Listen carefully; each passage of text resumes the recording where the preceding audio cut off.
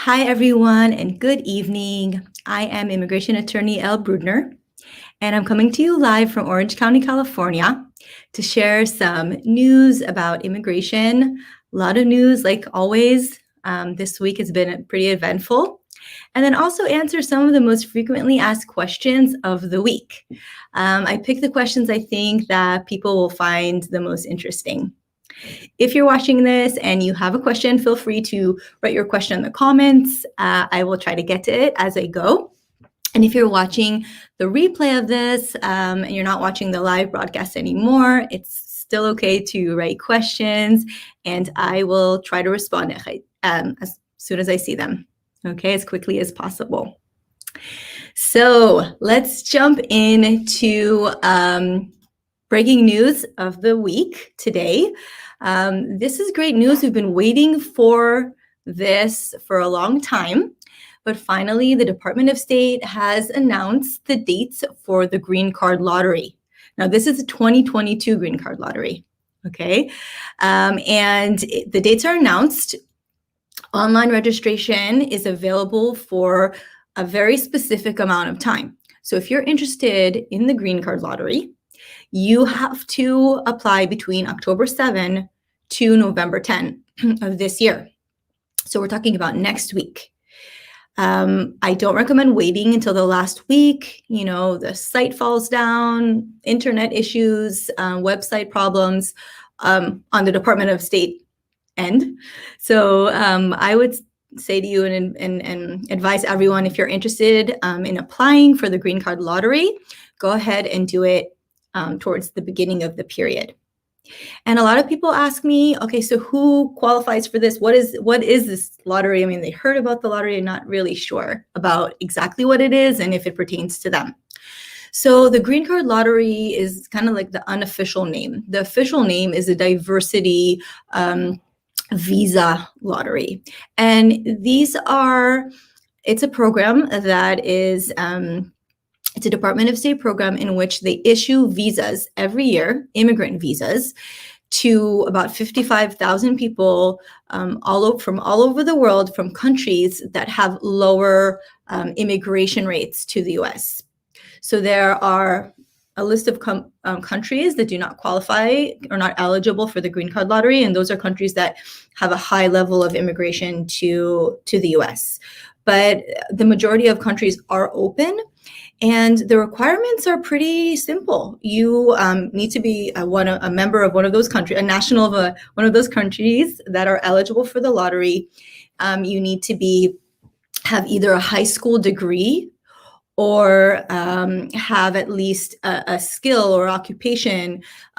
You've been in occupation for 2 years that requires about 2 years of training. So there's specific occupations that are listed on the Department of State website that would qualify for that. But just in large, you need to show usually a high school diploma. And interesting enough, there's no age limit to applying for the lottery. However, since you need to show that you have a high school diploma, it kind of, relates to everyone that's 18 and up or 17 and up, depending on where you live. The registration for the lottery is very straightforward. It's pretty simple. It's recommended to go to the official Department of State link. Now, there's a lot of different links out there. It's really, there's a lot of fraud in the area of the diversity lottery. You need to go to the official Department of State website, and I linked it here. It's here in the comments for you guys to follow, but just make sure that if you're applying, remember that there is no fee to register for this lottery. Okay, if you go to a website and you're asked to pay a fee, then that's not the official Department of State registration. Okay, so make sure you go to this, to the Department of State, travel.state.gov, and you follow the link to the diversity lottery. Now, the link won't be open right now to register, because remember, it only opens October 7, but it's a really good idea if this is something that's interesting for you to read the instructions. And I actually put the link for the instructions here, because the instructions really tell you everything that you're gonna need to apply. And there's a really great question right here about, is it recommended to involve a lawyer to such lottery application? Honestly, I don't think it's needed. I think that it's pretty straightforward, the registration. We're, of course, here. If you have any questions, we'd love to do a consultation with you if you're not sure of your eligibility, if you have different factors in your case that you might think might complicate your case.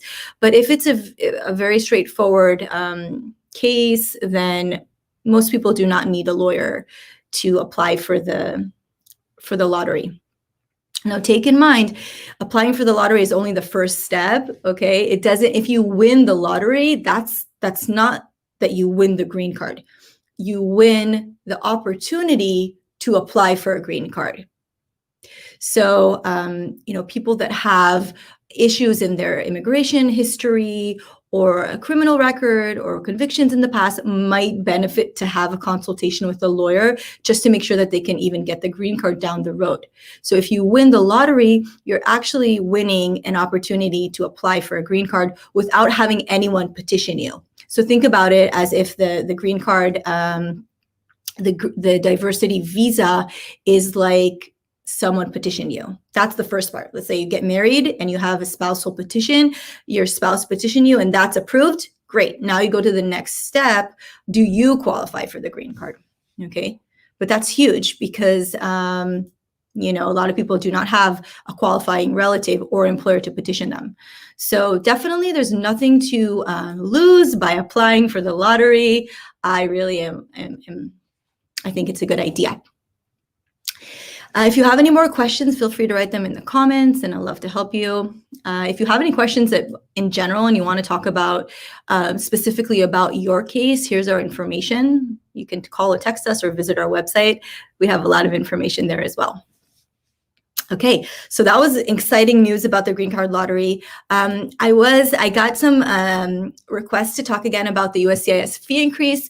So if you've been following me, you probably saw that I was really excited to tell everyone that USCIS has been halted and stopped. They are not permitted to go ahead with their plan to increase the filing fee for immigration applications.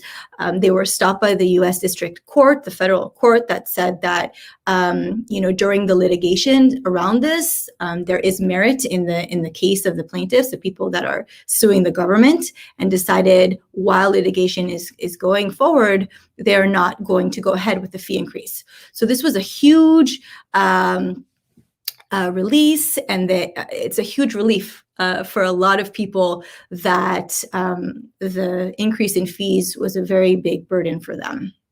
So the fee increase was supposed to start tomorrow. Today was the last day to get in applications. And so we can all breathe that we have a little bit more time to get applications out. Now, this does not mean that this is going to last forever. Remember, this is just a temporary stop in the increase. At some point, immigration is going to increase the fees. It's coming. We know that they want to increase the fees. So if you have a case that's pending, if you're thinking of applying for something, don't wait. That's just my advice. Don't wait. Go ahead and apply as soon as you can. Okay. Let's see. Okay, so I wanted to talk about some questions that we received this week that I thought would be interesting for people that might relate to these questions. I picked my top 3 questions. If you guys have any questions, feel free to write them in the comments. Okay, so this question came up a lot this week. I'm a green card holder and I've been entering the US every 6 months. Can I apply for citizenship?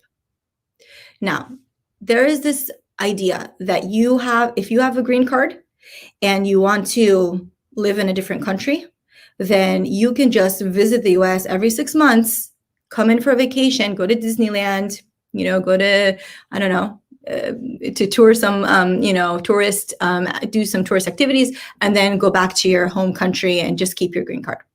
So that is a misconception because that is not the purpose of the green card. The green card is for people that want to reside permanently in the US. Coming in for a week or 2 every 6 months may jeopardize your green card. Okay, you might be, CBP officers at the entry might, pay attention to all your exits and entries and ask you and question you about that. And they would want to know, have you abandoned your residency? Do you really live here in the US, or do you live in a different country and you just go back and forth, just come in just to maintain the green card? So what I tell people, that if you have a green card and you cannot live right now in the US, you want to live in a different country, instead of going back and forth, there's another way to do it. The way to do it is to apply for a re-entry permit. And that is a special permit that allows you to protect your green card while you are abroad for an extensive period of time. For example, there's individuals that are in a program or studying abroad, and they know that in the next 2 or 3 years, they're going to be in a different in their country. They're going to be studying, they're doing their bachelor's degree, master's degree, whatever.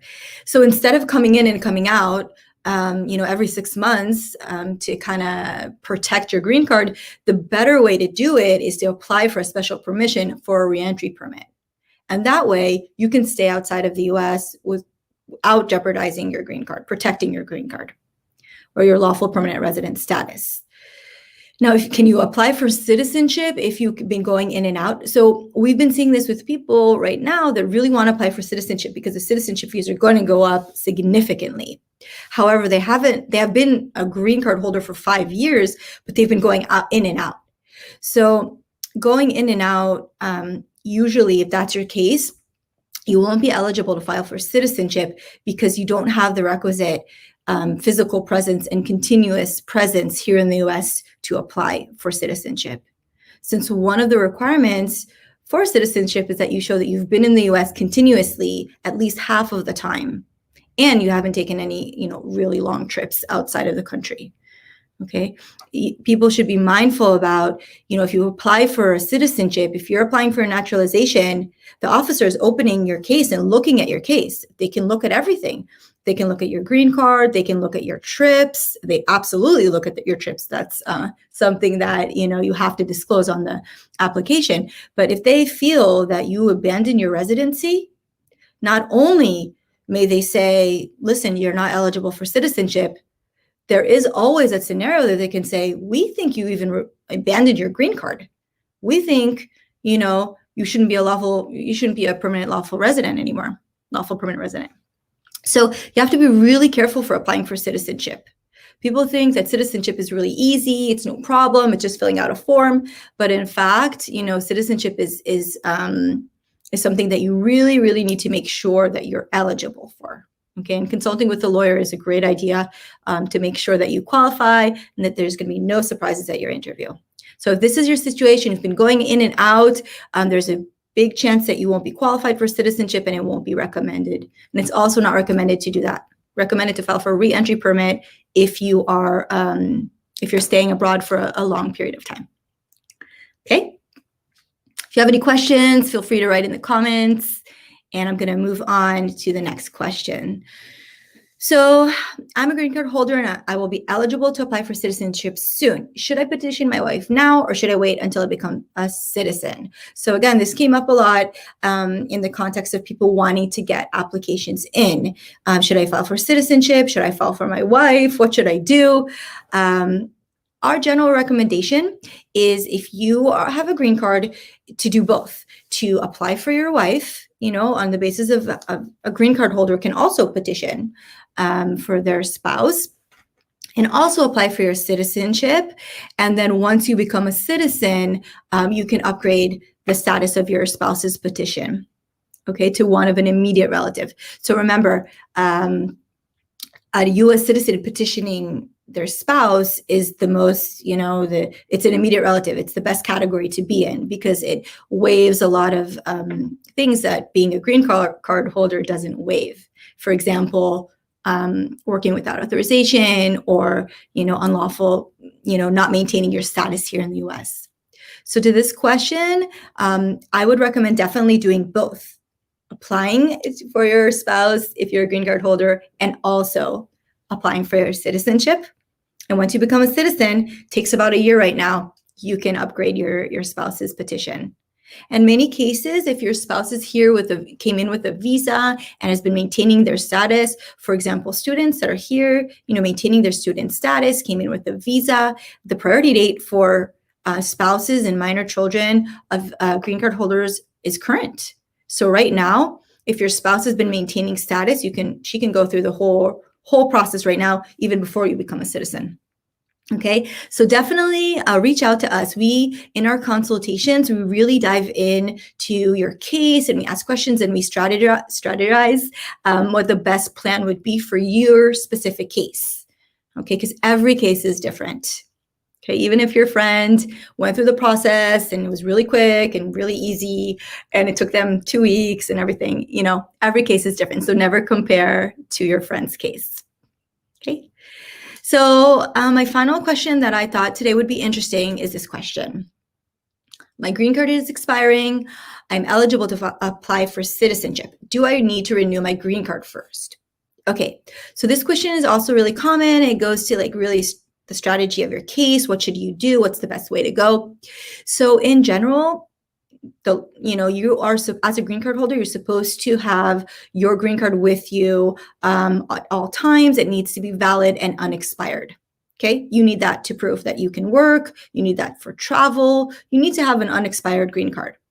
Okay, saying that, even if your green card is expired, you're still a lawful permanent resident. Okay, the validity of your card does not affect your status. So even if you have an expired card, it doesn't say anything about your status. So you can still apply for citizenship even if your card is expiring and even if your card is expired. Okay, now if your green card is expiring and you apply for citizenship 6 months before your green card is expired, you can also request for USCIS to give you a special stamp in your passport that will allow you to travel. Okay, and it would be proof of your eligibility to work, because a lot of people need a valid green card to prove that to show that to their employer. If they're changing jobs and they want to show that they're eligible to work, an employer needs to, for their records, they need to show that you have a valid green card. Okay, and the same for travel. So to this question, if you are applying less than 6 months, you do not need to renew your green card. You can actually get a stamp. You can request a stamp in your passport from USCIS during that time. If your green card has already expired, you might need to renew it. If you need to show an employer, if you need to travel, you might need to renew it. You might need to do a renewal and apply for citizenship at the same time. So each case is very specific. Feel free to contact us. We will review your case with you and tell you exactly what you should do in your case. You can call, text us, visit our website. There's tons of information in there on our blogs, and you can also contact us from there. So that's all I have for today, all the questions, all the news I have for today. If you have any questions, if you're watching this in replay, feel free to write the questions in the comments, and I will try to get to it as soon as possible. So that's all for tonight. Have a great evening and see you guys soon.